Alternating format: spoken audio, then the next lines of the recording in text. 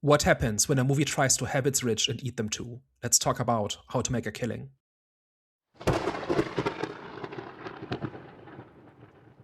Hello, everyone. Welcome back. We are back, the Eye of the Storm podcast. So today we're going to be discussing or debating how to make a killing. But before we get into that, you already know what time it is, and it is movie recommendation time. So I am going to recommend a film called War Machine. It is a Netflix movie. It's a typical Netflix film. I'd say this one is more fun. It's about the Navy or part Rangers. I think they were first trying out to become Rangers. During the recruitment process, a few reached the final stage, and then once they reached the final stage, they encountered extraterrestrial type of robots, transformer, and it just turns into a survival mission. Yeah, it's decent. It's cool. I'd recommend it. If you have nothing to do and nothing to watch.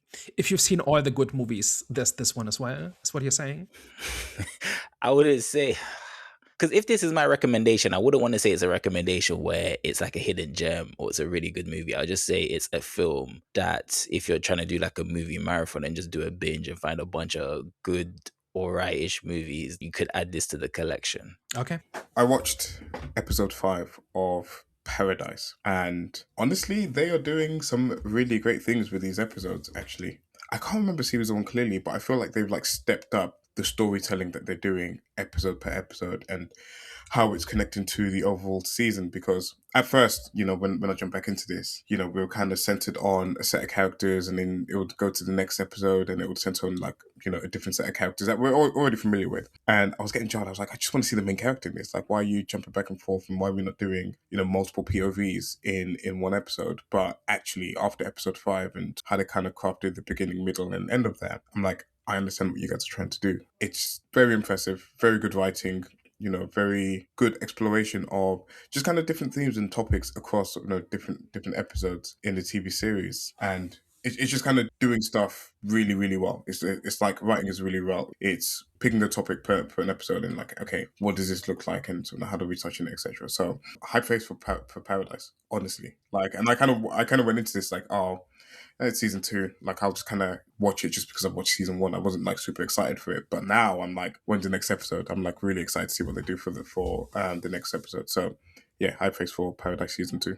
That's encouraging because I saw season 1 and I don't even remember what problem I had with it. Like, there was something about the storytelling. I think it had something to do with like the mystery not being as engaging as the promise was. I don't remember exactly. But they certainly do change the status quo at the end of season 1. And it sounds to me, at least from the trailers and from the marketing, it sounds like season 2 is a completely different show, right? Where the first one is kind of a murder mystery and kind of a conspiracy thing. This seems to be opening up the world. Is that more or less what it is? Yeah, we've opened up the world. He's kind of in the real world. He's interacting with people that have survived the, nuclear explosion. I was gonna watch it, brother.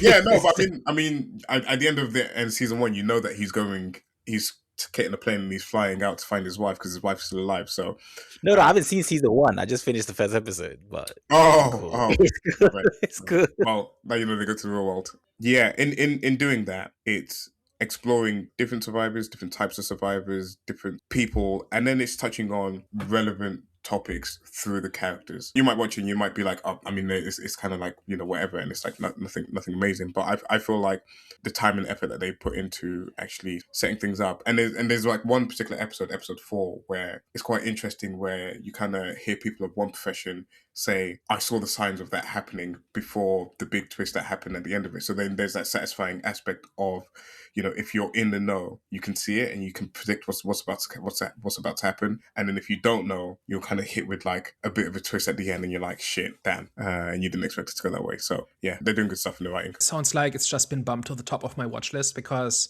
I had it on my to-do list, but it was somewhere in the middle. Like, I'll get to it eventually. But this kind of sounds interesting. Like, this sounds a little bit like science fiction shows from like the 2000s or early 2010s, where it really goes somewhere. It sounds to me like they did have a plan, or at least like it remains to be seen whether it comes to a good conclusion or not. But it sounds to me like they're not just doing the same thing until they get cancelled. Okay.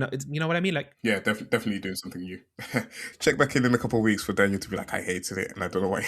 But Yeah, I'll get back to you on that. I don't know. I grew up on those kinds of science fiction shows, and many of them didn't quite work out, but a couple of them are really amazing, and there have not really been any like this in years. And I think that was part of my reaction to season one, where it wasn't quite what I expected it to be, and that kind of left kind of like a sour taste in my mouth. And then I don't know, and then it's been like a year since, at least, if not more, since season one, and whatever. But I'm gonna check it out and gonna hope it pans out. So I'll report back once I've done that. All right, my recommendation this week is Troll Hunter, which is a 2010 Norwegian found footage fantasy movie about a group of university students in Norway who are making a documentary about mysterious bear killings in the wilderness of Norway. And they encounter this seemingly poacher guy who it turns out is a troll hunter. He is Norway's only troll hunter whose job it is to kill trolls who have wandered out of their reservations. The movie itself is kind of basic. It's essentially the Norwegian Cloverfield in the sense of a found footage monster movie that does a few things really well. So the story itself is nothing special. And if we did a proper review of it, I would have a long list of complaints about the story and especially the ending. But on the way there, you get some really cool scenes, and they realize these troll effects that basically bring the mythology and folklore to life in as realistic a way as they can on essentially zero budget. And apparently, if you're Norwegian, there's a whole bunch of Easter eggs and recognizable actors that did nothing for me. But just watching this as somebody who likes this sort of thing, like Cloverfield and it actually reminded me of Incantation, that Taiwanese horror movie, quite a bit, because it's another version of modern city people go into the wilderness and encounter a history that they've forgotten and don't take seriously, and then have to take it seriously to survive. It's that kind of movie, and it's nowhere near as good as Incantation, but it is still a decent watch. So that's my recommendation for this week. Okay. It looks like it's time for the main event. How to Make a Killing. Danny G, please do your thing. So, How to Make a Killing is a black comedy thriller movie about this guy, Beckett, whose mother was kicked out of this billionaire family because she insisted on having her son. And she raised him in poverty, essentially. As an adult, he has found out that he is seventh in line for the family fortune, which amounts to something like $20 billion or something like that. And he hatches a plan to kill off those 7 relatives who are ahead of him in the queue so that he can inherit this money.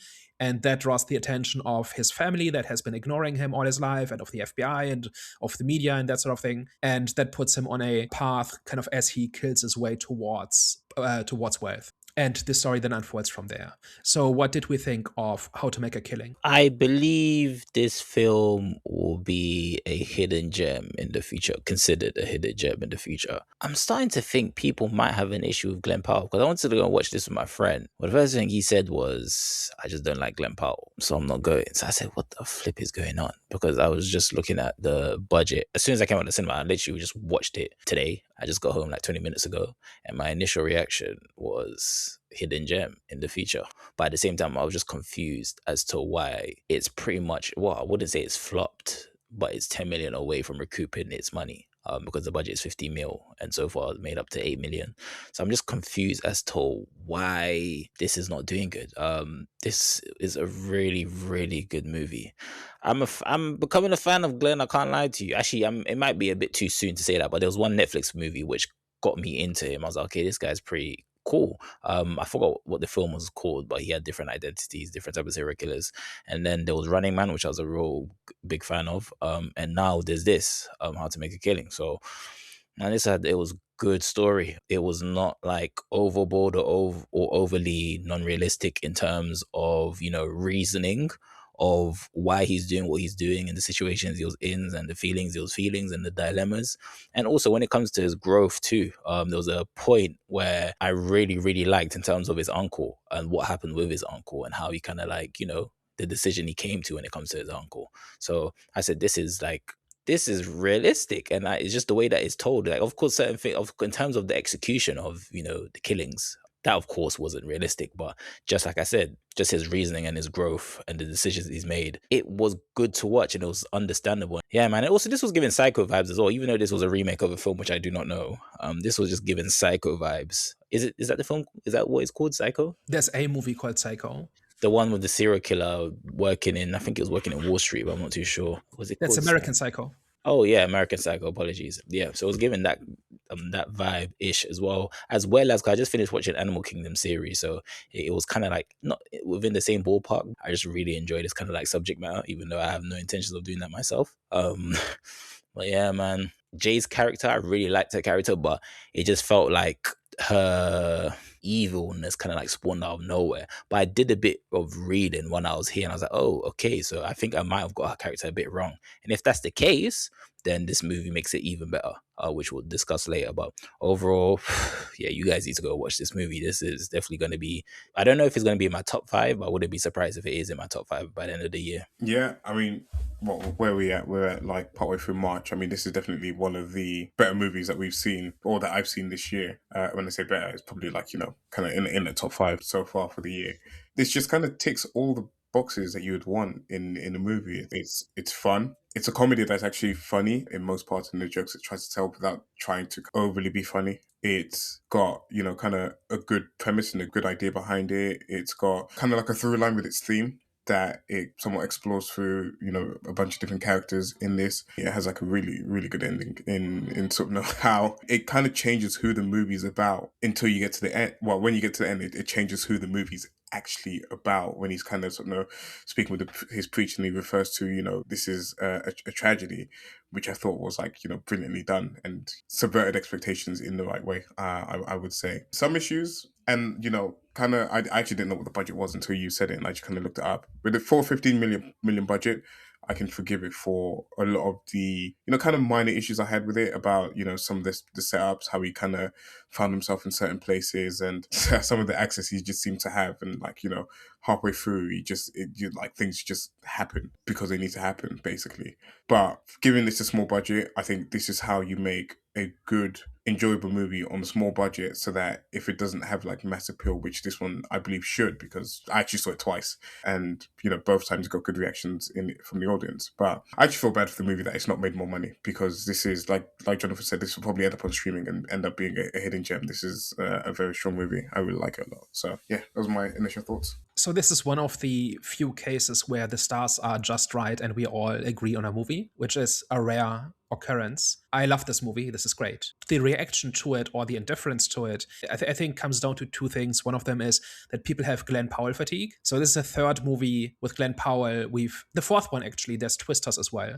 So at this point, we can start a Glen Powell playlist if anybody's interested. He's one of those actors who has been in everything in the last few years. And a lot of people just instinctively are against that. But I like the guy. I like watching him.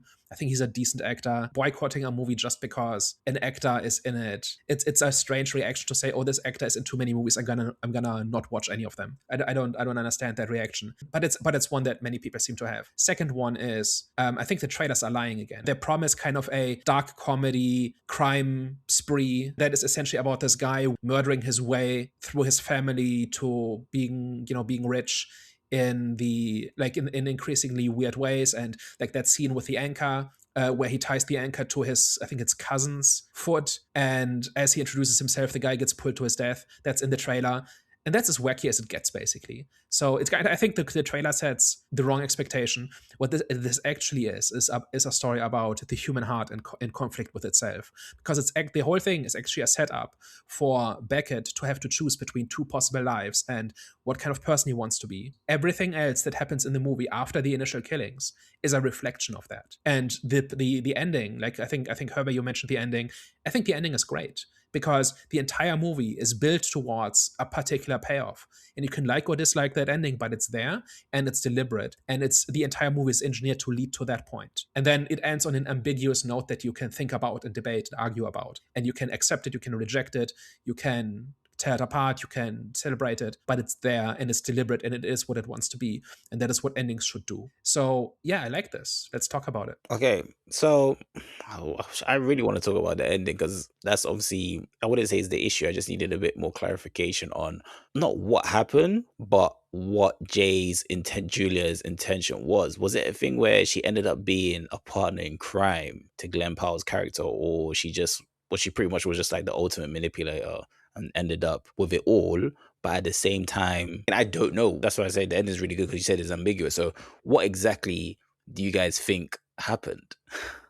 Well, so in the beginning, she makes an offhand comment about he says something about, oh, I'm gonna inherit the money someday. And then she says, let me know when you've killed them all, as a joke. And then these people start dying because she gave him the idea, which I think is the lamest part of the movie. Don't find that convincing or compelling at all.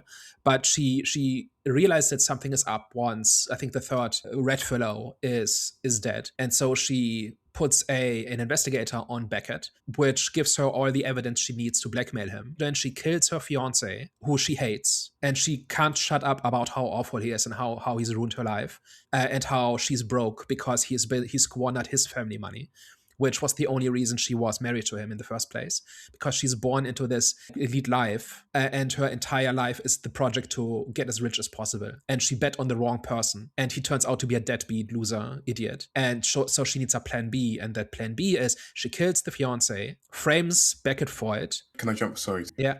Do you think she killed him? Because I took it away that he actually committed suicide based on the interaction that they had between him and Glen Powell's character, and that he actually did commit suicide, and she had like the suicide note on him. I don't know. I don't know. I didn't get the vibe that she actually killed him. So I'm quite curious to see why you thought she killed him. I think it's ambiguous because there's a very narrow window where he and Beckett have a fight. He leaves, and then he is found dead minutes later, right? So the timing of it makes me a little bit suspicious. But I think one explanation is that she kills him and puts and frames Beckett for it. The other alternative is that he kills himself because he realizes that his life is over. And then Julia plants the evidence on the body so that Beckett is the suspect. I think both of them are possible. The timing of it and how this happens apparently within minutes makes me suspect that she actually kills him. But it's the other one is possible too. And then he goes on trial for the murder, is convicted, is hours from his execution, and then she blackmails him into handing over his family fortune because she's sitting on the piece of evidence that can exonerate him, which is the suicide note.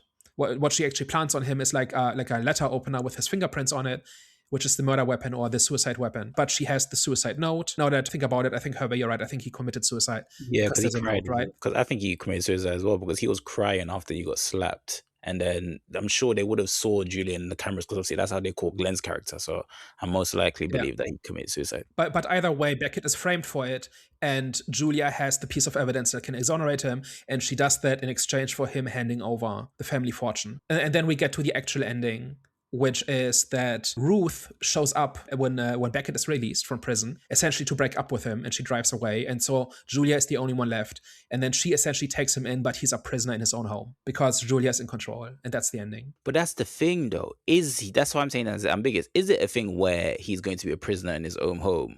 Or do you guys think that maybe I wouldn't say this was part of the plan, but she's low-key a partner in crime? Obviously, he didn't ask her to be a partner, but she ended up becoming like his partner in crime in a way. I kind of saw her character as the ultimate opportunist in the sense that she wanted to stay rich, or she was like, wanting to become rich and wanting to stay rich at any cost, and was using every single tactic and every opportunity kind of given to her to maintain a status. So when she first comes across Beckett, she tries to like trade a secret with him. She's like, I'll tell you a secret, you tell me one secret. And then he doesn't tell her a secret, but that's almost like an initial manipulation of, if I know your secret, I've got something over you.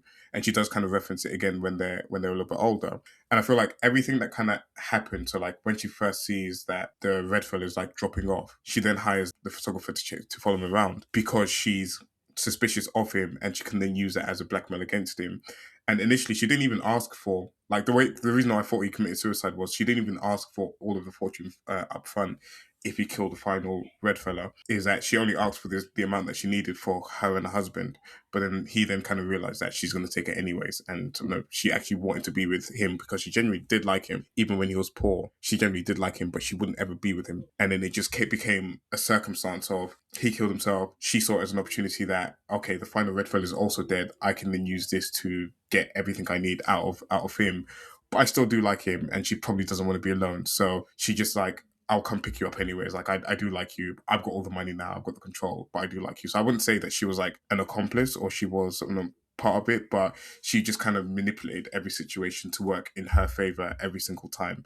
And then he was just a slave to the life that he wanted to live. And, in order for him to live that life, the easiest way for him to do it was to be with her. But would you say he was a slave to that life? Or that's something, was it a thing where he was motivated by his ambition, or more so his mom, seeking revenge for his mum? So the last line is where he quotes his grandfather about how if you turn your head just right, the winds that carry the voice of your conscience disappear. That is a quote from his grandfather, and he basically justifies to himself that he can make this work. He just has to shut out his conscience and all doubts and all scruples, and if he does that, he will have a nice life with Julia. As in, like, all the money he ever wants and all the pleasures and all the comforts that money can buy, but he has no choice in what they are. Speaking of Julia, I was a bit confused. Why did she end up breaking up with him? Because she definitely didn't know that he killed his family tree, and also he was acquitted for murder. So you mean Ruth?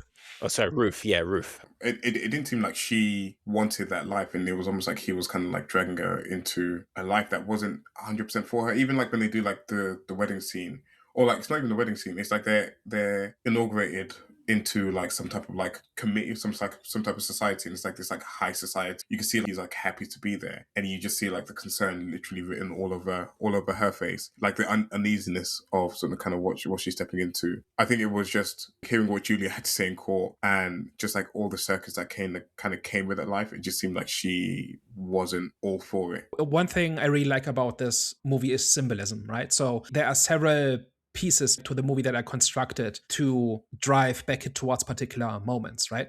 So one of them is that Ruth and Julia represent the two different lives that he can have. Like throughout the movie, he talks about he's already has a nice job, right? The minute he gets the job from his uncle, yes, it's nepotism, but after that, he has a career on his own and he's making enough money to live in a nice place with Ruth and all of that. And he keeps wondering if he should stop there. But he's gotten so far and the prize is so big that he decides to continue.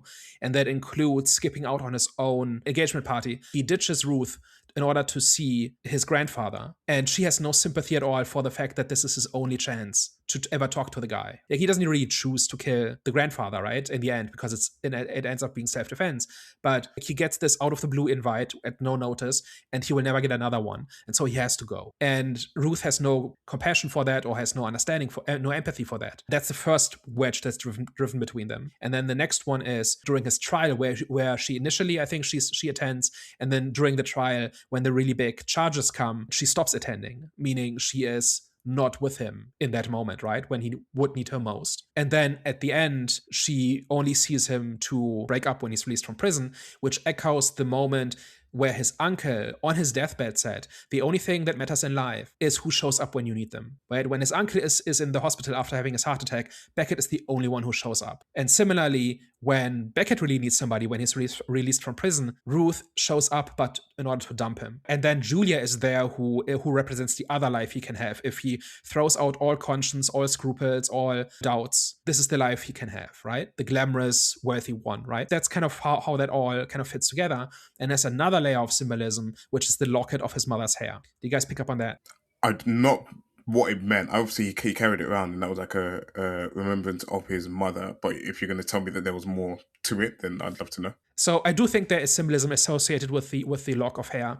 And now, first of all, his mother comes from the world, from Julia's world, right? And she chose Ruth's world because it was the right thing to do, right? Because she wanted to have a son and she wanted to live life on her own terms. Then she dies, and she dies because she doesn't have the money to get the treatment, right? So she dies as a result of having made that choice. And the way he remembers her is this lock of hair that's in a little locket, right? And after every kill, he looks at the locket and he contemplates stopping there. It both reminds him of the decent person that his mother was and of his mission, of his family, of what the prize is. It represents both at the same time. And after every time he kills somebody, he looks at it and he contemplates, and then he decides to keep going. And then in the end, Ruth gives him his locket back. And then I think when he's with his grandfather, he doesn't have the locket anymore, and that's where he doesn't have that anchor to his identity anymore, because Ruth has it and she gives it back to him when he's released from prison. So that locket was his motivation rather than something that was causing internal conflict? I would say it's a representation of his internal conflict. It has a foot in both worlds, right? Because his mother is kind of like a mix of the two women. Like, everything that happens in the movie is because his mother made that choice at age 18. And so the hair, like the lock of hair, is a reminder of that, and where he came from, and what the prize is. That's how that all hangs together. I think that makes sense. And there's a lot of like kind of duality between, the two different lives that he could live. I found it interesting, more so in like the first couple of kills anyways, how his life kind of almost improved after each kill. So like when he kills the first person on the boat, he attends a funeral and then meets his uncle, and his uncle gives him a job when he was kind of being fired or being let go of the other place. So like, you know, his life improved and he started making more money, etc. And then after the second kill, he then met Ruth, which again was like another bonus because it was like, you know, someone that he had a genuine connection with and like actually loved. After that point, they kind of like started to speedrun some of the kills. But, you know, the reason I like that was it just kind of symbolized that it's almost like the risk and reward. And it's like, you know, it was almost like justifying kind of what he was doing. It was like the risk and reward. It was the morally kind of dark place that you sometimes have to go to like level up in life and, you know, acquire, you know, new levels of wealth. But I don't know. I just kind of like that little detail in there. And I kind of wish that they did continue it in you know, in some way. Obviously, the final kill, he kind of inherits everything, becomes sort of super rich. But I kind of wish that they kept it going with some of the other kills. And I think there's another aspect to this, which is that progression represents a change from desperation to greed, because the first kill or two is basically because he's out of options, and you know, he's tried just living his life and it hasn't worked out, and his old life will not, you know, will not leave him alone. Like, he loses his job in the tailoring shop. He loses the job because of nepotism, right? Because the boss's kid needs a job, and so he's out. And he's expendable because he's nobody and he's at the bottom of the ladder and all of that, right? And so at that point, he has to start climbing a ladder, and this is the only one that really is there. And then once his uncle gives him his job, which is again nepotism, right? Like, it's not like he doesn't earn that job exactly, but once he has it, he does a good job, and he could have just kept that going, right? And so at that point, he's no longer desperate. And in fact, he's quite comfortable. But then he just has this eye on this massive prize. Like, what would you do for $19 billion? Like, honestly, like, maybe you would not kill people, but what would you compromise for that amount of money, if you're being honest with yourself, right? And that is kind of where the switch flips into greed. And that is where he stops being so careful about it. And that is when he starts paying a price for it, because it drives a wedge between him and Ruth. But I don't think it was intentional, because I was going to say I loved how the uncle's story transpired in terms of like how pretty much he ended up dying. Because I think once Beckett was, you know, knocking down his family tree, I was always wondering in the back of my mind, I wonder what's going to happen when he reaches his uncle. I was just like, I wonder how the story is just going to, you know, end up being told. Like, what's gonna happen next. I just hope it's going to be told in a way which is like, I keep mentioning realism, but I just want it to be, even though like I said, the killings were unrealistic, overboard, but just the story itself, it was realistic based on like reasoning and the reasons why he's doing what he's doing. So I said to myself, you're getting close to this guy. He's actually becoming family now. So I wonder what you're going to do. He was going to stop, I believe, because there was a line where he said, when they were in the meeting and then he was just looking at his uncle, telling jokes, etc., etc. I think he said the line which pretty much insinuated that he was going to stop. But then obviously his uncle ended up having a heart attack. So then that's why I don't think it was a thing for me. I didn't see it as greed. I just think it was a trigger. I do believe if his uncle was still alive, well, I can't really say this now because, you know, but I think he wouldn't have done nothing. I think he would probably most likely would have been comfortable with obviously the situation that he has in terms of, you know, making a good living, and obviously he's got roof. So I think he would have stopped there.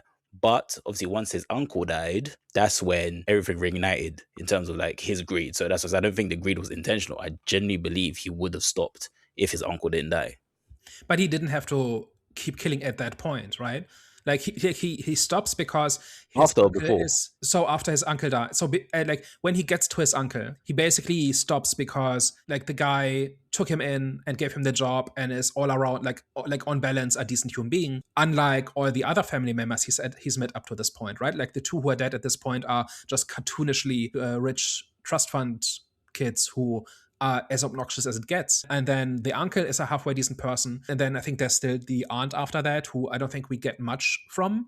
And then there's a grandfather who's more or less a sociopath, right? Yeah. Or who has trained himself to be a sociopath, right? So it starts out very one-dimensional.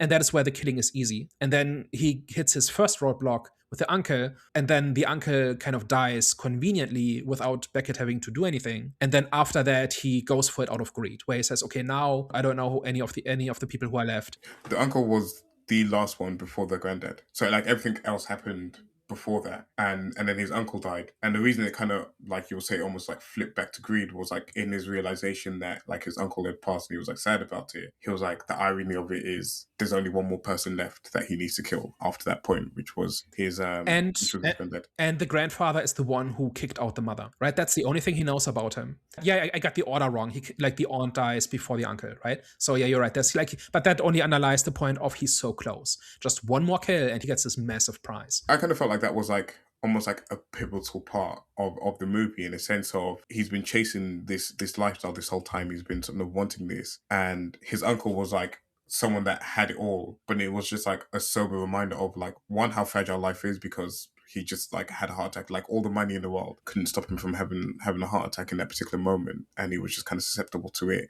And then two, Beckett was the only person that actually went to go and visit him. And it's almost like a reminder of like where his mom was, and it was like, you know, just him, and like no one else came to save them. But it's like in that moment, he actually learns a lot from his uncle. Like his uncle obviously says like, you know, if he'd been there a little bit more for his son, then maybe the relationship would have been different. Maybe he would have ended up in the situation that he was in. But it was almost like this is like the person you've looked up to, and this is someone that's had all the money and like is living the life that you want. But when all of that gets stripped away, this is what life is really about. And like, you know, who's there for you? Is anyone comes to check on you on your deathbed? Or are you going to kind of go out sad in that moment? Is it worth pursuing everything? Especially at that point, you know, you've met Ruth, you've, you know, built a good relationship. Is it really worth pursuing everything? He kind of half chooses greed, half doesn't, because he, you know, he makes a comment about the irony of only being the granddad left. But I don't think that he was actually going to go through with it until he got the invitation, and until he was actually blackmailed by, I'm trying to remember now, was he blackmailed before or after? Yeah, he was blackmailed after. So it was almost like he contemplated it, wasn't going to do it, but then because of like all his previous decisions, he was then forced to actually follow through and like finalize his plans. I just think, like I said, I don't think it was intentional greed. I just think it was like a fuck it situation, because his uncle was the reason why he wasn't going to go through with it. And after his uncle died, like Hervé said, he was in a situation where he was blackmailed, and then obviously after he was blackmailed and he had the situation with Julia's husband. In that situation, I just think he had that type of like, okay, fuck it mentality. My uncle's dead. I don't really have, there's not a reason for me not to kill my granddad. You know what I'm saying? And reignite the whole killings, etc. So on the flip side, and this is a small detail, and maybe I'm reading too much into it, but on the flip side, you can almost say that he was still somewhat obsessed with it, because when he receives the letter from his granddad to come over for the meal, it's on the same day that he's having the engagement party. And actually, he doesn't even remember that the engagement party is that day. And he's like kind of like so focused on obviously what happened to his uncle, but also to the opportunity to kind of go meet with his granddad. And that's like a small detail, but you know, if he'd been like he'd fully committed to Ruth and the lifestyle with Ruth, I think that would have been like super important. That would have been like a key sort of thing for him. And you kind of see by the end of the movie is that he still has that sort of lust for sort of that particular life. And again, that's like a small detail. I could be reading too much into it, but it was just like that. You know, if you were really committed to, you know, not going through with it, you would have remembered that it was your engagement party that same day. It definitely is a crossroads, right? And there was nothing forcing him to go see his grandfather. It's because he, like, financially he's comfortable, like more than comfortable. He makes a good living. He genuinely loves Ruth, and Ruth loves him at this point, and they could have a great life together. And he jeopardizes all of that in order to take a swing at the big prize. And I think the fact that those two are during the same evening is kind of symbolic of this is a crossroads, and he cannot walk both paths. He has to pick one. And he tells himself he can do both, but he can't. He has to pick one of the two. And by going to see his grandfather, he walks away from the life that he could have had with Ruth. And that is where the wedge is being drawn between them. And what makes it also greed is, number one, nobody needs $20 billion, right? Like I said, it's not about money at this point. It's about this is worth a shot. The payoff of this is so big. And also what makes this extra unnecessary is like his grandfather would probably, like he is number two in line to inherit the family estate. And his grandfather is in his 80s, pushing 80. If he waited 5 years, he would have inherited anyway, right? So this is, at this point, it's purely about the sport of it. I've gotten away with it so far. Let me see what else I can get away with, right? And he's still on the fence when he gets to the grandfather, and then he meets his grandfather, and he's very different than he expected. And then he says, like, the big irony of this is, like, my last kill was legitimate self-defense, right? Because the grandfather correctly perceives him as a threat and starts going after him. And so he picks up a bow, which is a skill he learned from his mother. And his mother taught him archery because it's like one of the trappings of wealth. That like she wanted him to grow up with all the skills and knowledge that he would have gotten had he grown up as a red fellow. And that is why he learned archery. And that is why he can defend himself against his grandfather in the end. But if that scene was purely out of greed, then why didn't he shoot him when his granddad gave him the chance to? He's still on the fence, right? Like, He chose not to at the end of it. What's the exact one? Like his grandfather hands him the gun and essentially dares him to shoot him, and he hands it back. And that is when the grandfather starts attacking him, right? Well, then he was going to leave the house, and then obviously it was locked. Yeah. So doesn't that scene mean that, okay, you know what? He thought he wanted the life, but firstly, I thought maybe he didn't shoot him because obviously his killings are planned out, and he knew that the police would have gone to him. So that was one thought. But another thought was he ended up realizing that he doesn't want that life anymore. He wants obviously the life that he ended up building off scratch. There's also the question of kind of what Daniel mentioned at the start, and it kind of comes back up. Like at the start, he's desperate. He's like lost his job. He's in a situation where it's just like things are falling apart. So he just says, F it. Like I'm gonna like start going through with his plan. Whereas in that particular moment, he has a good job. He's got Ruth. He's in a more stable situation. And again, like all of this is risk and reward. And in that moment, are you willing to risk everything when everything's kind of going so well and you have everything? Put the like Beckett at the start of the movie in that situation, and it probably plays out differently because he hasn't got those things to lose, and it's sort of more risk than he's willing to bite off. But in that moment, he's kind of content. He's like, actually, no, I want to go back to Ruth because he has someone to go back to. I feel like that's a key aspect of it as well. It's like, how much appetite do you have for level of risk? That resolved at the end of him getting the money, but in terms of if it was greed or not, that ended up resulting into him not actually wanting the money anymore, which ultimately means that he wasn't greedy. That's at a point where he has quite a bit of money now. He's got enough to live a comfortable life without needing the billions to like validate him. So then it's different. What are you risking to get away with it compared to something like him at the start of the movie? I do think he is undecided because he essentially goes there saying, okay, let's see what happens. But he could have at any point said, no, I'm going to choose walk away from the Red Fellows. I'm going to be with Ruth tonight, right? Like at the engagement party. By not doing that, by going to his grandfather instead, he chooses the path that leads to the confrontation with the grandfather. And then he meets his grandfather, and he is not the psychopathic patriarch that he has built up in his head. He's a very broken and sad man, right? Who essentially opens up to Beckett, telling him about how he spent his entire life quieting his conscience and his humanity so that he could have this life. At that point, I think Beckett backs off. And then his grandfather senses the weakness. That is the part where he essentially hands Beckett a loaded gun, seeing what he will do. And then when Beckett hands it back, he's kind of senses weakness in Beckett and decides to go after him, which then escalates into Beckett killing the grandfather. But Beckett tries to leave though. That's the part that you're leaving out, which is why that part for me is the part that tells me that he's not greedy. I understand the build up to that. He ended up gaining a lot of wealth. So he's got, even though he's not a billionaire, he's still got enough to have a good living. I get that, but I'm saying that final decision in terms of him killing his granddad, I don't think it was fully out of greed at all. I think he was in an effed up situation and he was like, if it let me just, I have no reason not to kill him, and he did my mother dirty, and I'm going to get $1 billion out of it. So I think it was a multitude of reasons. But then when he reached to that point, he didn't want that life anymore and ended up leaving. So as I'm saying, him leaving for me was the movie telling us is not greed. He doesn't have greedy ambitions anymore. He just wants, the life of a normal person. I think the choice to go to the meeting with the grandfather happens out of greed, because that is unnecessary, and that is just for what if this works out. And then he changes his mind during the conversation with the grandfather, but at that point he's walked into the trap. Wasn't he also kind of pushed in that direction as well by Julia? If I remember correctly, I think she kind of pushes him in that direction. I would say it's partly like, the greed, and it's partly, you've been kind of forced in this situation that he was in. So initially she blackmails him for a few $100,000, enough to pay her debts. And he can afford that. Like it'll be a big hit, but he can recover from that. He doesn't need the billions to do that. He's not pushed into a position where he has to kill the grandfather, right? And then in the end, he has lost all his money to Julia anyway because of the second blackmail, which is give me everything and I will get you out of prison. And then he wants to go back to Ruth, but at that point that bridge is burned. And then he goes with Julia, which is kind of, again, a decision out of greed because he could walk away from her at this point. Like, I don't think the blackmail involves him pretending to be with her. But at that point, he might as well. And that is why he reflects on his grandfather's quote of, you can make the voices go away, your regrets and your doubts and and all of that, right?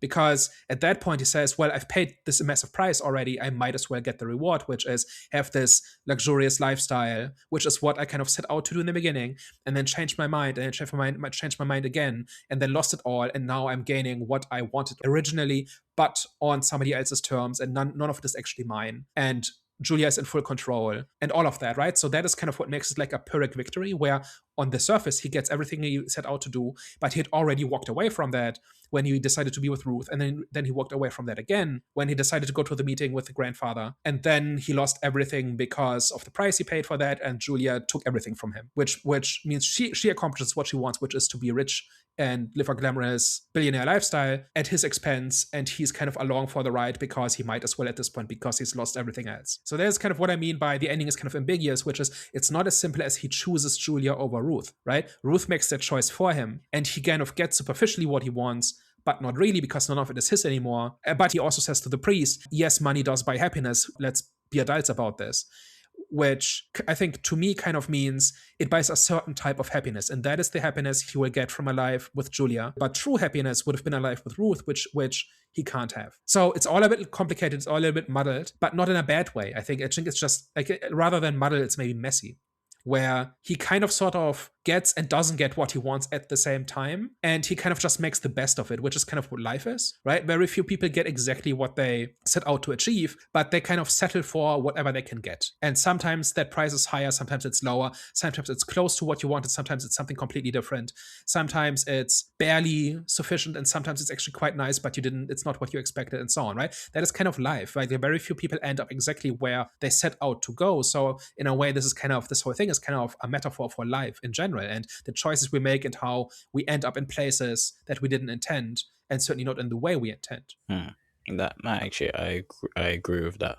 So I had a question. The way Beckett's character is presented to us is like he's like a righteous victim, but by the end of the film, how did you kind of like view his character? Do you still kind of like see him as a sympathetic underdog in a way, or would you say you viewed him as a sociopath? Or even, a mixture of both? I don't think he's a sociopath. Like, I think that's kind of what this entire conversation about greed or desperation came to. Because in the beginning, he has nothing to lose, and he's backed into a corner. And that's kind of what makes him sympathetic. That he was in fact dealt a rough hand, and he grew up in the foster system because his mother died when he was very young, and she died because of how poor they were, and all of that, right? And he loses his job for a bad reason, and nobody will cut him a break, and there's no legitimate way forward, and so he picks the illegitimate way, and then he has this lucky break. And my thing is just the way I look at things is, at the point where he's about to be married, and he has a nice financial, like, they keep going on about how much money he makes, right? That he can just afford a nice penthouse for him and Ruth on his salary, and it's expensive, and it's more expensive than anything they could ever have dreamed about, but they can afford it now. And to me, that is kind of what enough looks like. And anything more than that is kind of greed. And that is kind of like this whole greed conversation again, right? But I think where he stops being sympathetic in a way is where he has enough and doesn't stop. That's, to me, the turning point. So you feel like his mother's trauma had nothing to do in terms of his motivation and why he keeps doing what he's doing? You think it was purely greed? I don't know. Like his mother's example was that you can have a nice life without money. Until she gets sick, they have a nice life. There's no big trauma there. And what's the trauma? I don't think it was presented that the mother was happy with the life that they were living, because I think he even said in the beginning his mom worked really hard. So I assumed that they were implying that the life that they were having wasn't that good. And there was even I think even Julia, when they were kids, said, "Do you live on the street?" Because obviously where he was living is poor, pretty much. That's because she's a rich snob, and she's like 12. And she's been raised to believe that people who live in a certain part of town live on the streets and are poor and are icky. But what I got was that the mum made a way rather than they had a happy life. I didn't get the impression that she was happy with the life that they were living. On her dying bed, she kind of reiterated to him, live the life that you deserve, or something along the lines, get the life that you deserve. So I wouldn't say that she was content with her life. She didn't come from all this money, live a life, and then preach to him about how he should be content. She kind of almost reinforced the idea of there's this inheritance, or there's this magical pile of money that you're being blocked from. and that's the type of life that you should live. And, you know, everything that she kind of did was to reinforce living a certain type of lifestyle, which wasn't really their reality. And like, she, you know, she was going above and beyond. She was like doing above her means, essentially, into sort of make him experience what a life of like privilege or a life of, you know, money would be. To me, it seemed like, you know, those specific words kind of like stuck in his head.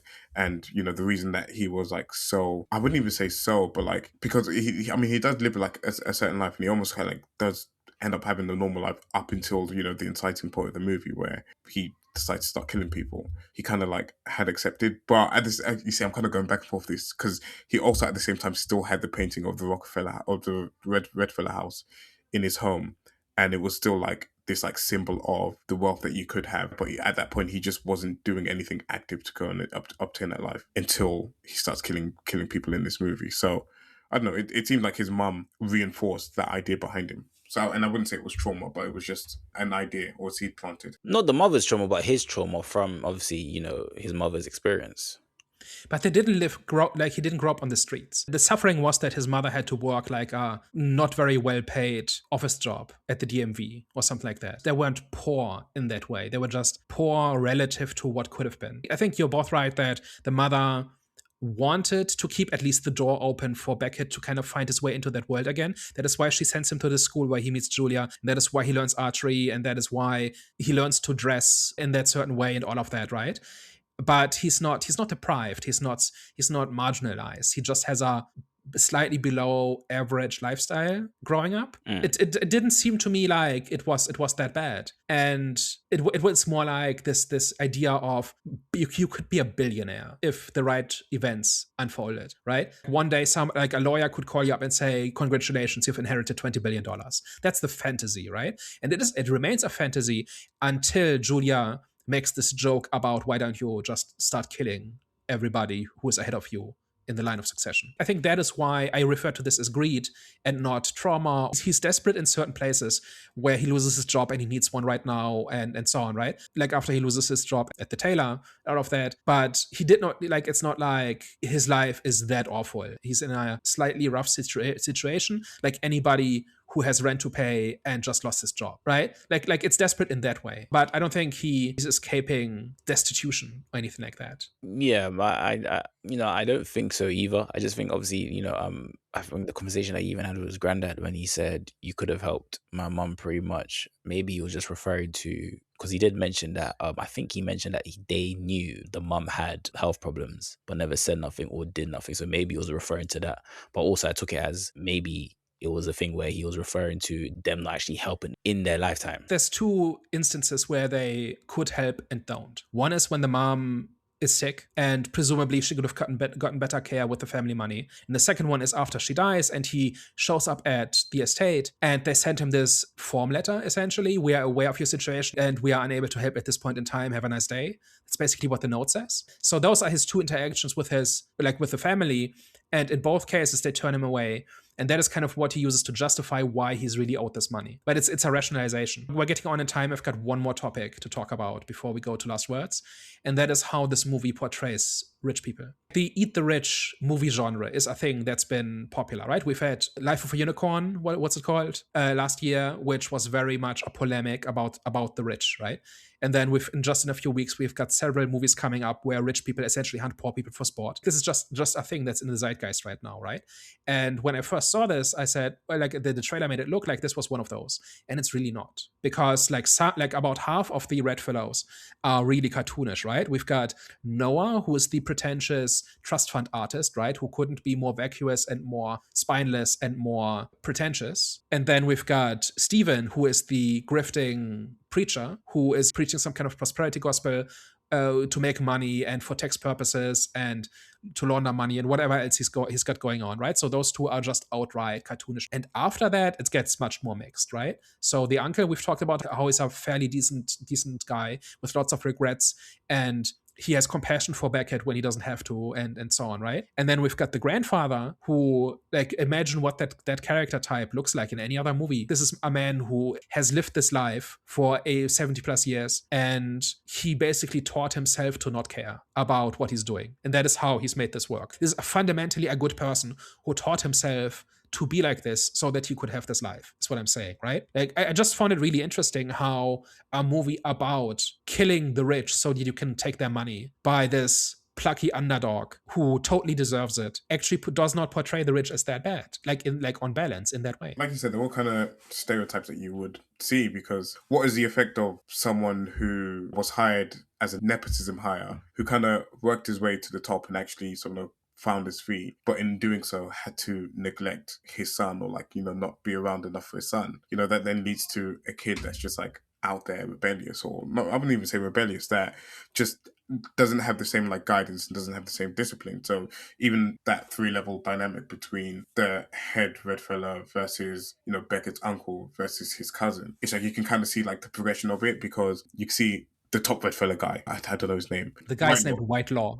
Whitelaw. You can see that he didn't mess about, and he had his principles, and he had his rules and his set ways of doing things, and Beckett's uncle kind of had to follow that and had to live under that. But then you can almost see a situation where he probably wanted to be a little bit different to how his father was with him. He probably wanted to not have as much pressure on his son or whatever, and then the result of that is a son who's just lacks all guidance, or is partying too much or whatever like that. So you can really see it's not caricatures of some of the rich, but actually a neat little marry up of how across generations things can kind of unravel, or people can act entitled or be the way that they are based on things that have come from before. And again, Whitelaw might have been first generation of wealth for that family, probably not, but the movie doesn't say, but he could be first generation and then instills in his son second generation, and then by the third generation it's all gone to whack and they're all loose screws. His whole speech about making the voices stop kind of tells me he was born into wealth as well. So this has probably been going on for hundreds of years, because if he was the one who built this wealth, then he would be much more ruthless, I would say. But he also talks about how you have to make this work somehow, because that's your only choice. And then another one is Julia, right? Whose entire ambition in life is to be a trophy wife, right? And she's offended that her efforts at being that are not being rewarded because she picked the wrong sugar daddy. And that's ultimately her mistake. And that's the villain. I thought she was great throughout the whole movie. I thought all of her interactions, her mannerisms, etc., all the flirty banter that she had with him, I thought it was all great. And again, she was just, like I said, someone that wanted to make it at all costs and just used any opportunity and any given situation to manipulate things to the way that she wanted, which was fascinating to watch. I was confused because I thought she kind of came from money somewhat, so I was a little bit confused about why she needed to marry someone that was that rich.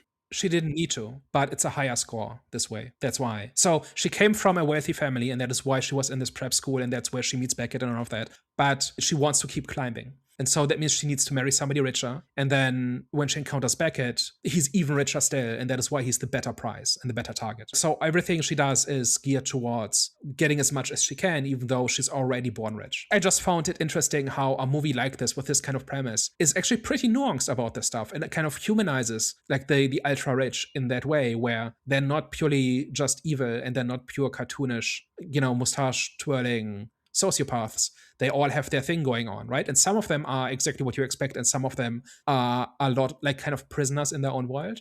So I thought that was interesting, and I think that underlines kind of the messiness of Beckett's journey as well, right? Because if it was that clear cut, then we would have no sympathy for him, because why would you root for somebody to become like that?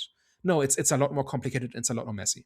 All right, shall we go to last words? My last thoughts on this is a really, really good movie. The way that, it's triggered conversation. It's not as simple as you would think. Like I said, there's ambiguity, there's reasoning which makes sense, very compelling, cohesive. When you actually, after the conversation, it makes you realize that this movie, there's a lot to it. There's not just one layer, there's layers on top of layers. So I think the trailer did it a disservice, and the marketing, but to be fair, it's 15 million. So I may just give it a normal 8 out of 10. I was super happy with this. And it shows that you can do other genres for lower budget and not just horror movies that are this size and go on to make a profit. And I hope this one does go on to make a profit. It just kind of shows what movies should be. Not everything needs to be, this cinematic masterpiece and, this Oscar-worthy movie. Sometimes you just want to go to the movies and just have a good time. And I think this encapsulates it perfectly, whilst also being a little bit more clever with its writing than sort of most movies are today, and sort of a little bit more nuanced in what it's trying to say, and like actually exploring its themes. Again, we always say it, like, it doesn't really cost when you have these big blockbusters that are just like complete nonsense in the writing. It's like, you don't need all the money in the world to write a competent story, and this movie highlights that significantly. So hopefully this does well. Hopefully, I think it's by A24. Hopefully they kind of see this and say, they're kind of somewhat rivals. I mean, they already kind of are, but hopefully they kind of continue to churn out these kind of movies, because I'm all here for it. Great cinema experience, I would say. So with that, I'll give it a 8 out of 10. This is what movies should be, right? It's a small story. It's an original story. You walk into the cinema, or however you're going to see it, and it just gives you a story that is worth engaging with. I think we barely scratched the surface. If we tried, we could go another 2 hours, because we haven't touched on entire segments of the movie. I think it just delivers a story with a intentional ending that sparks thought and conversation. And that is what I want out of movies, right? And aside from that, it's just competently made, and there's no major parts of this that really drag it down. It is what it wants to be, and it sets out to be a thing, and it accomplishes that. And the result is a good movie. Who would have known? So that's 5 billion out of 7 billion for me. All right, guys, thank you very much for tuning into today's, I can't even really say it was a discussion, even though it should have been, because we were all in agreement with the film, but it was a love fest. No, I was going to say very few of those on there. I actually don't think we've been this much in agreement since Dune 2. And even that one, you had massive issues with the ending, to be fair, and you kind of you took massive opposition to the ending. So I think this is probably the most unanimous movie we've done, hands down. Probably. Yeah. Glen Powell out here producing miracles. You only need 2 for sainthood, I think. I looked it up once. I think you need 2 miracles. So 1 more to go. Yeah. All right, guys, Hervé, please do your thing. If you reach this part of the episode, as always, we appreciate you checking us out. We appreciate you pressing play and just giving us a listen. And as always, if you liked what you heard today and you enjoyed that discussion, you should probably tell a friend. And if you hated everything and you thought we were chatting a whole bunch of nonsense, then I hope your head doesn't turn enough in the wind for those guilty consciences to quiet down. We are the Have This On podcast. All right, guys, thank you very much, and we will catch you next time. Au revoir. Ciao. Bye-bye.